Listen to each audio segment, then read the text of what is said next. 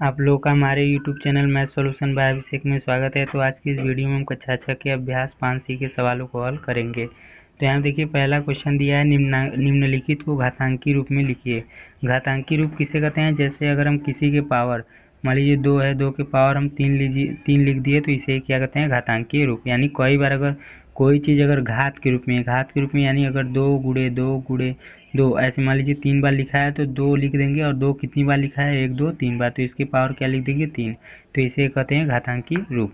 तो देखिए ऐसे ही यहाँ पे दिया है घातांकी रूप में लिखना है, जैसे सी गुणे सी 3 बार लिखा है, और गुणे करके यहाँ पे डॉट डॉट का चिन्ह और करा है 5 बार लिखना है। यानी सी को सी गुणे सी गुणे सी गुणे सी गुणे सी 5 बार हो गया, 1 2 3 4 5। अब इसे हमें घातांकी रूप में लिखना है तो क्या लिखेंगे? सी लिखेंगे।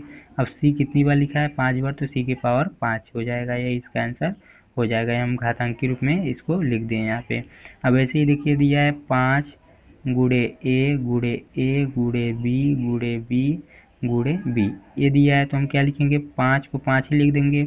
अब देखिए ए कितनी बार है? 1 और 2 बार, तो यहाँ पे ए लिखेंगे और इसके पावर क्या लिख देंगे? 2 लिख देंगे, क्योंकि ए कितनी बार है? 2 बार है।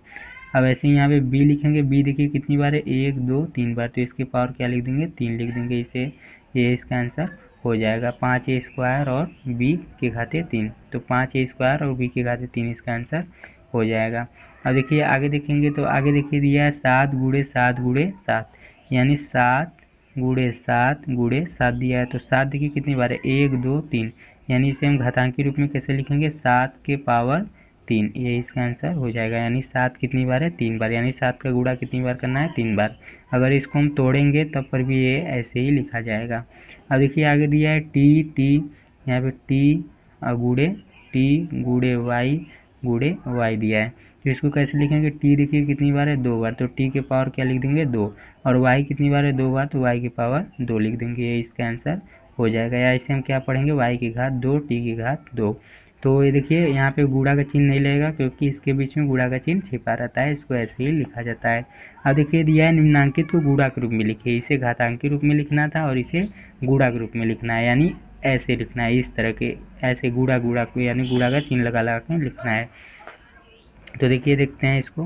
तो यहाँ देखिए पहला क्वेश्चन दिया है a के पावर 2 और b के पावर 2।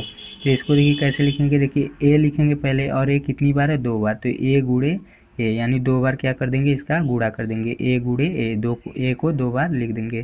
फिर गुणा का चिन्ह लगाएंगे, b लिखेंगे, b कितनी बार है? 2 बार, तो b गुणे b, ये इसका आंसर हो जाएगा। अब इसको देखिए गुणा के रूप में लिख दिए। अब ऐसे ही यहाँ पे दिया है अगला 9ab के घात 3, 9 और a b के घाते 3 दिया है, तो इसको कैसे लिखेंगे? 9 एक ही बार है तो 9 लिखेंगे, फिर गुणे का चिन्ह लगाएंगे।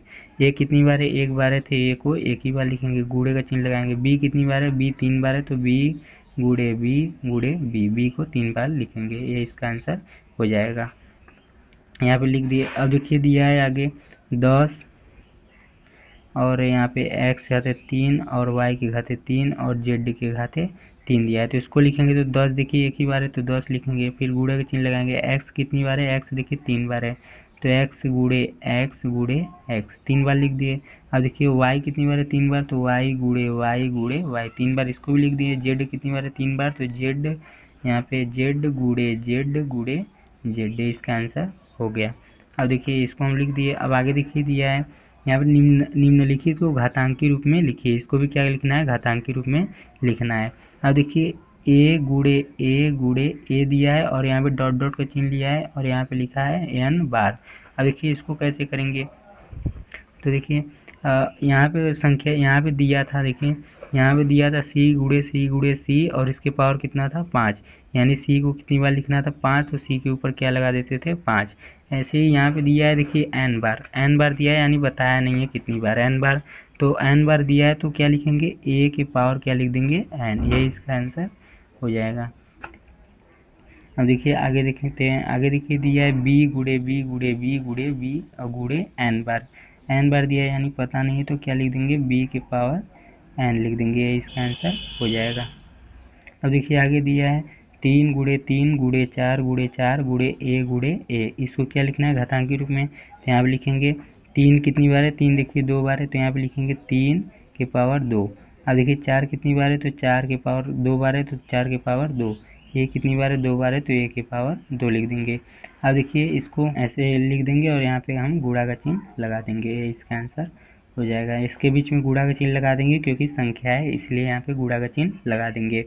अब देखिए आगे दिया है ए गुणे एस दिया है, तो ए देखिए एक ही बार है तो एक ही बार लिखेंगे। एस कितनी बार है, एक बार है, तो यहाँ पे एस लिख देंगे। अब देखिए टी कितनी बार है, 2 बार है, तो टी के पावर 2 लिख देंगे, ये इसका आंसर हो जाएगा। देखिए आगे दिया है कि एक व्यक्ति की वर्तमान आय यानी जो वो कमाता है, वर्तमान आय यानी अभी जो कमा रहा है उसकी आय कितनी है, ए रुपये हैं, यानी पता नहीं है, ए रुपये हैं।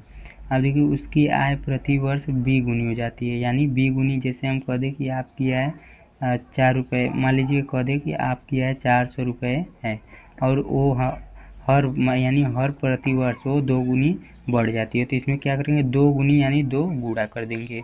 ऐसे ही यहाँ पे कह रहा है कि उसकी आय कितनी है, ए है, और उसकी आय प्रति वर्ष बी गुनी बढ़ जाती है, यानी ए गुणे बी, इसमें बी का गुणा कर देंगे।